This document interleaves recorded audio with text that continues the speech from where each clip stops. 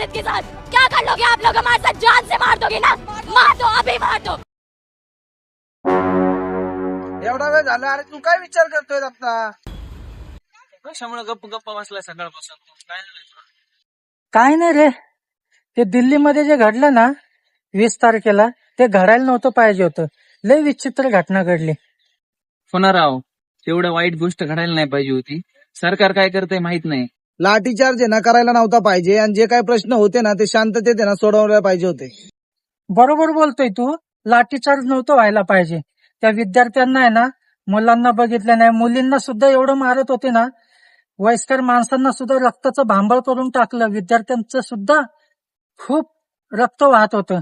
सरकारनं एवढंच विनंती आहे, विद्यार्थ्यांना तुम्ही काय असेल ते न्याय द्या, शांतीत काय असेल तुम्ही करून टाका.